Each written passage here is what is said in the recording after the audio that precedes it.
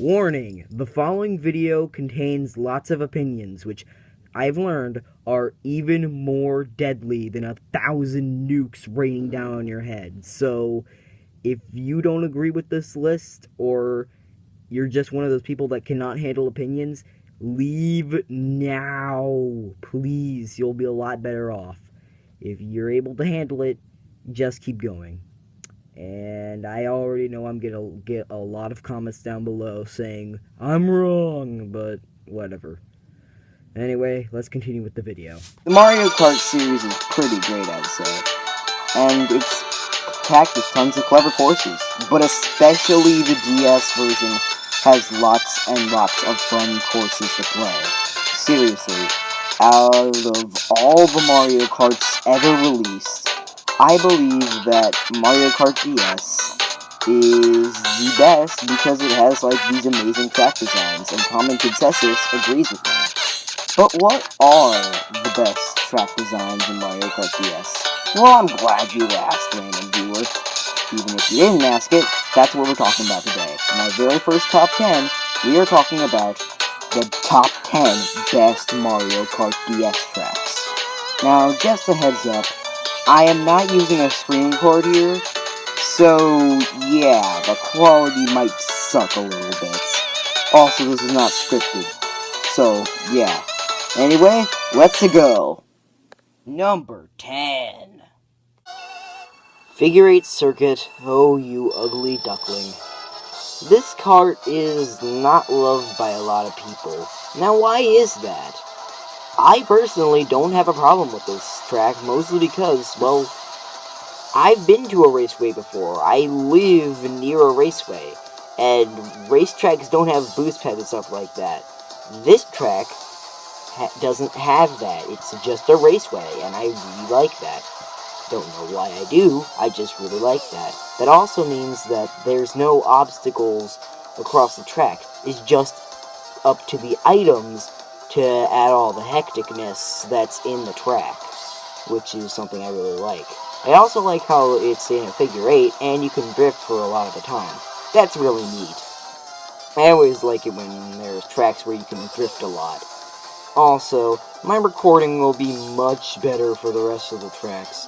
This one was my first time recording myself playing Mario Kart DS in any way, shape, or form, so yeah, it kinda sucks. But don't worry, it's gonna get a lot better soon. Number 9.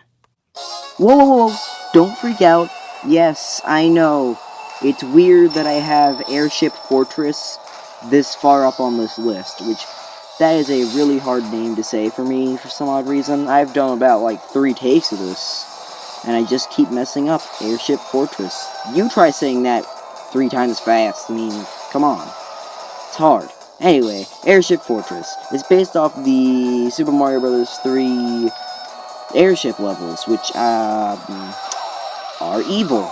And this track can be evil at times, with its fire jets and bullet bills at the start.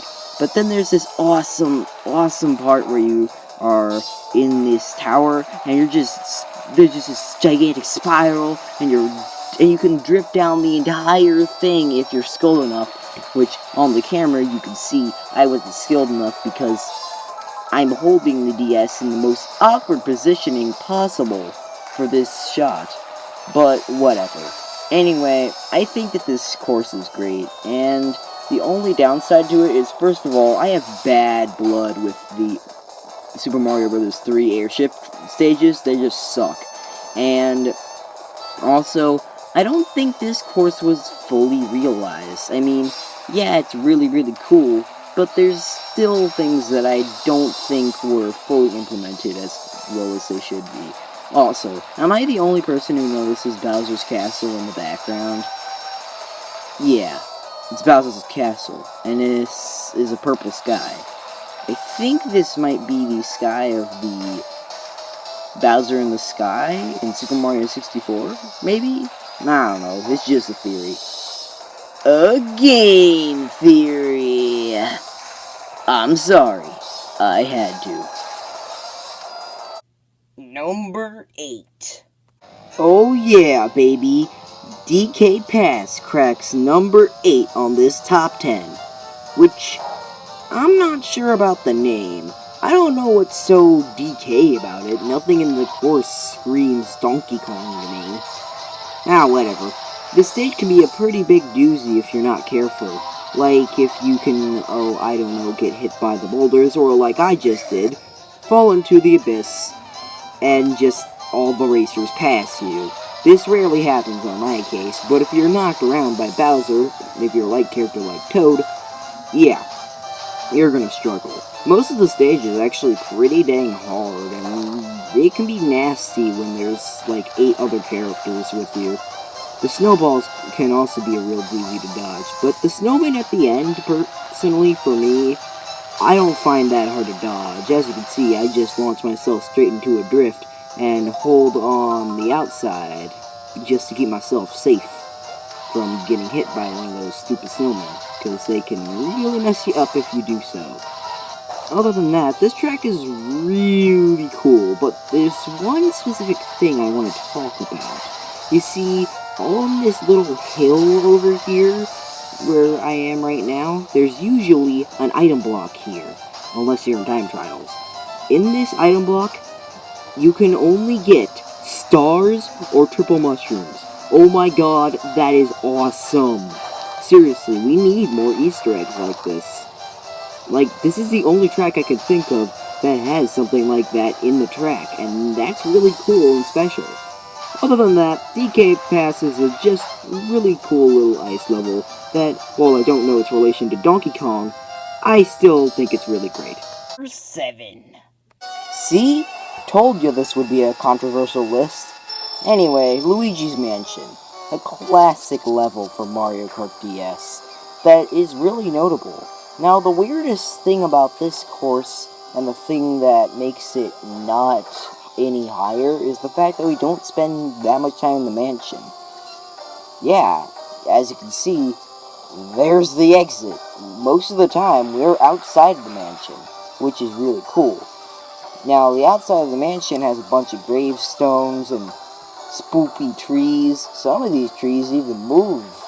Don't know how to do it, and they just look so out of place. They're so poorly animated, in my opinion. They look like cardboard cutouts. Now, the section with the mud can be kind of hard to control, but I don't mind it really.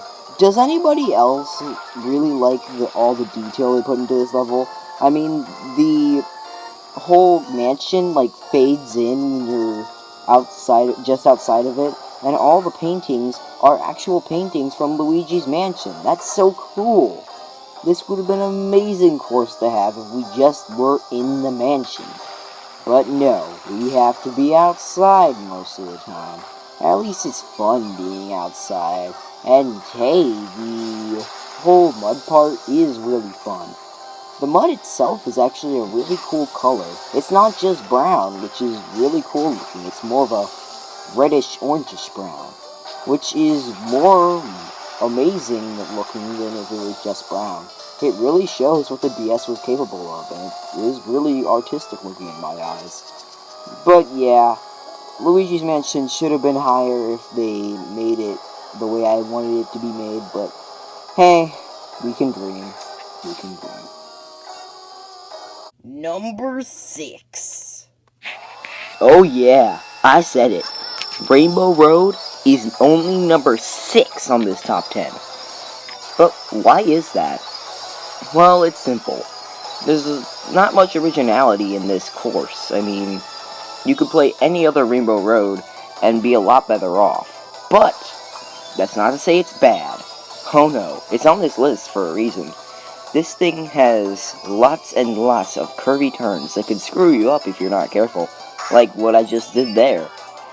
Now, this list has 2 special things, a spiral and a loop. These are a first for Mario Kart, which is something really notable and special about this course, is just that. You can also love how when you drift in this course, you make a little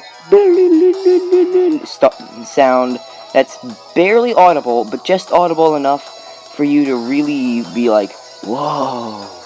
It's just like this stellar sound that really makes you want to play the course. And if you ram into any of the guardrails, it makes a bling sound. That's so cool. We need more little things like that in Mario Kart. It's the little things that count, you know. Anyway, I don't think there's really much else to say about this Rainbow Road. It's good, but just not good enough to get into the top 5. Now let's see the top 5. Number 5. Wait, when did Peach get such a vast garden? Remember back in Super Mario 64? All her garden consisted of back then was just some grass, a couple of flowers, some other things. Whatever. Now she's growing all kinds of things. But whatever. I love this course so much. It's so creative and so great. I especially love the little maze where there's chain chomps running around. And the chain chomps can really mess you up if you're not careful. The flowers can mess you up as well. Don't just say, oh, they're flowers, they're really hurt, because they are nasty. And they can hit, and once you go into them, unless you have a mushroom, you're just going to slow down. You're just going to slow down and not come back out in any way, shape, or form. I really like the huge Mario at the start. It's cut out of grass, and that's really cool. Though he does look very polygonal? Polygonal? Is that the word? Whatever. All I can say is, Mario, your polygons are showing. Anyway, I really like this course, and I think it's one of the most creative Mario Kart courses of all time. I'm still waiting for the course where we drive around Peach's castle, however, but that can wait until Mario Kart 9. Right, Nintendo? Come on, everybody's waiting for you to do that course, so do it. Okay, enough with the ranting. Let's continue on to the next spot on the list. Number 4. Man, is this level unique. Delfino Square hits number 4 on this list. But why is that? Well, it's because it's awesome. You get to explore the square of Isle Delfino, which I don't remember this being in Isle Delfino from Super Mario Sunshine. I mean, I've played that game to a pulp. I know the ins and outs of Delfino Plaza, but this is the square, apparently. I love the whole feel of this place. For some odd reason, it gives me the feeling of, a chase scene in France where they're just, running through the buildings. I also love the gigantic jump off the bridge that can come up sometimes. It's really fun to do, and I was sort of bummed that this level did not become a retro stage in Mario Kart 7 or 8, seeing as both of those games utilize the gliding function, and that bridge would be a perfect place to glide. Sorry for the tangent there. But yeah, there's lots of detail in this stage that really makes it stand out. You can hear seagulls in the background. There's that one giant statue from the first part of Super Mario Sunshine. There's the aforementioned bridge. There's lots of boxes and also lots of stands, which don't look like the stands from Super Mario Sunshine, but whatever. And yeah, this course is a really fun course to play, and just makes me feel all happy inside. Especially the bridge. That's my favorite part. It's awesome. It's awesome to jump off. But yeah, it's pretty cool. Number 3. Oh boy, Bowser's Castle. While I still think that the Mario Kart 8 Bowser's Castle is the best, I consider this one of the best. It's one of the greatest Bowser Castles ever. Let me count the ways. 1. There are thwomps at the start that are awesome. 2. There's this room right here that is incredibly fun to drift around. 3. There's some really well-placed obstacles. And 4. It's just a fun stage. I don't like this part, though, where there's the giant spiral, seeing as I always seem to fall off of it. And when you fall, you go down, down, down. And it takes forever to fall, as you can see here. And it puts you so far behind in the race that you're probably not going to catch up, so you might as well just press that start button and go back to the main menu and start the whole thing all over again. And Yeah, this level has some really fun parts in it, like the giant spiral, like I mentioned before, if you don't fall off of it, some moving platforms here and there. I want to see the giant Bowser statue from Double Dash return in this one, but I guess that I can't ask for everything. But come on, it's a really cool feature that was in Double Dash that I really liked about that Bowser Castle. And I also really liked that they returned in the Mario Kart Wii Bowser Castle and the Mario Kart 8 Bowser Castle. So why not here? Seriously, it's not been in the Mario Kart 7 Bowser Castle or any of the portable Mario Kart Bowser Castles. Why not? It's like one of the best obstacles of all of Mario Kart ever. After that tangent there, I'm sorry, again, there's also something really cool that this stage has. This, like, gigantic spiral thing, but if you fall off it, you don't die! No, you just continue on down another route, which is something that no other course in Mario Kart really has, I don't think. Which is what makes this kart one of the best. Number 2. Yep, one of the weirdest Super Mario 64 stages now is a Mario Kart track. Yay! This track has lots of obstacles you would expect from a clock-based level, like clock hands, gears, pendulums, you know, the huge. It's a really fun level that I actually like more than the Super Mario 64 original, because unlike that level, this level has lots of clock-based obstacles in lots of quick succession. And that stage, well, not to put it down or anything, but it didn't have what I was looking for. Also, you had to go into the clock at a specific time to make everything stop moving and be able to, you know, complete the stage, which I don't like that much. Also, am I the only one who really likes traveling on the gears at the end of the track? You know the ones. Right about, oh, say here, when you travel up the gears and you can get a speed boost from them? I love doing that. Anyway, this is a great stage that I think needs to be remade again. I know it was remade for Mario Kart 8, but come on, it's timeless. It should be remade as many times as possible. Get on it, Nintendo. The best track of all of Mario Kart is... Luigi Pinball is so good that it's not just the best Mario Kart DS stage, it's the best Mario Kart stage, period. I mean, really. Pinball.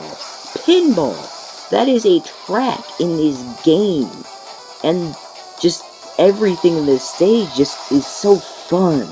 There are lots of curves you can drift around. The boost pads are put in the best places possible. When you hit a wall, it makes a little metallic sound, so that's so nice sounding to my ears that I don't even care that I hit the wall in the first place.